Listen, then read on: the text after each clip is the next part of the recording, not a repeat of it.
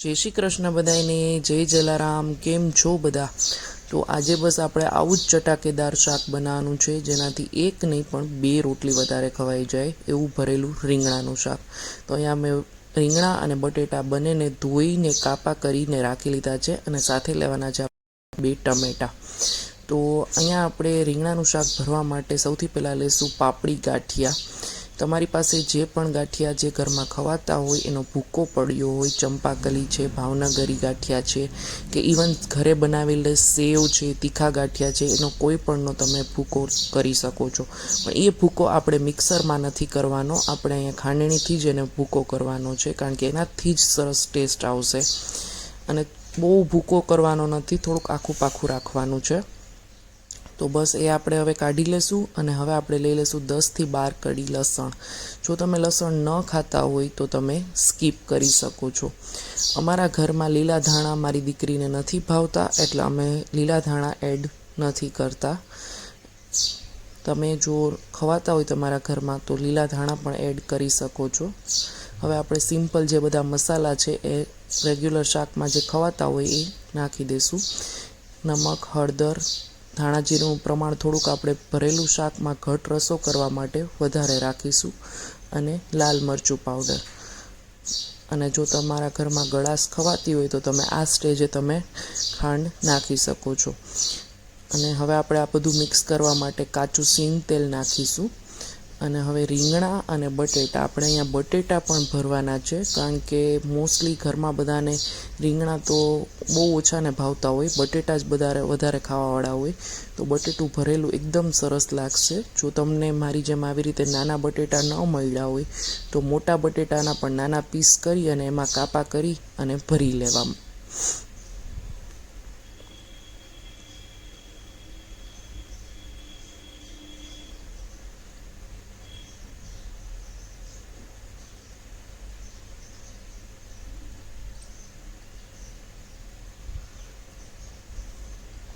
તો બસ હવે અહીંયા અમારું શાક ભરાઈ ગયું છે અને હવે આપણે વઘાર કરવાનો છે. તો અહીંયા મારે પાવડા થોડાક નાના છે, એટલે 6 પાવડા જેટલું તેલ લીધું છે.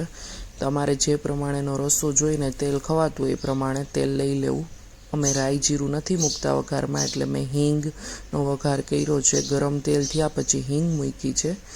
અને પછી રીંગણા અને બટેટા જે ભર્યા હતા એનો વઘાર કરી લીધો છે. અને જે બચ્યો હતો મસાલો એમાં પણ ટમેટાં સુધારીને એડ કરી લીધા છે, એટલે એમાં પણ એકદમ મસાલાનો સરસ ટેસ્ટ આવી જાય. હવે જે આપણે પાણીનો રસો કરીશું એના માટેનો મસાલા કરી દઈએ. મરચું, ધાણા જીરું પાવડર, નમક અને હળદર. અહીંયા નમક તમારે થોડુંક ધ્યાન રાખીને નાખવાનું રહેશે, કારણ કે ગાંઠિયામાં પણ નમક હોય અને આપણે મસાલામાં પણ એડ કર્યું હોય, એટલે એવું હોય તો થોડુંક તમારે ટેસ્ટ કરી લેવું. જો હજી શાક બન્યું પણ નથી ત્યાં કેટલું સરસ લાગે છે. અને હવે અહીંયા ન જેવું આપણે થોડુંક લીંબુ એડ કરીશું, એનાથી બહુ જ સરસ સ્વાદ આવે છે. એટલે તો મેં અહીંયા અડધાથી પણ ઓછું લીંબુ લીધું હતું, એ આપણે એડ કરી દઈશું.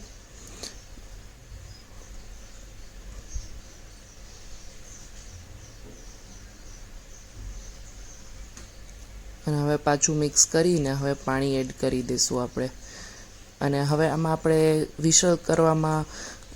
શાકની વિસલ કરવામાં ખાસ ધ્યાન રાખવાનું છે, કારણ કે આ આપણે બહુ ફૂલ ફ્લેમ રાખીને નથી કરવાની, ધીમા ગેસે કરવાનું છે. મને એક એવી કમેન્ટ આવી હતી કે મારો ચણાનો લોટ આમાં નીચે ચોંટી જાય છે, તો ધીમા તાપે રાખવાનું.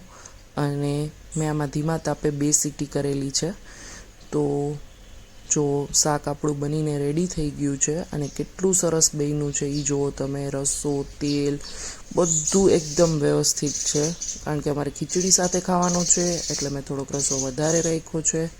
તો એકદમ સરસ શાક બની ગયું છે. તો મમ્મીએ ઠંડા રોટલા બનાવ્યા હતા, રોટલા, ભરેલું રીંગણાનું શાક, સલાડ, તળેલા મરચાં, અને અમારા ઘરમાં એક ફરસાણ ખવાય. તો જો હું તમને ખાલી એક આ રસો લઈને બતાવું કેટલું મસ્ત બન્યું છે. જો કેટલો ઘટ રસો થયો છે. Thank you and bye bye.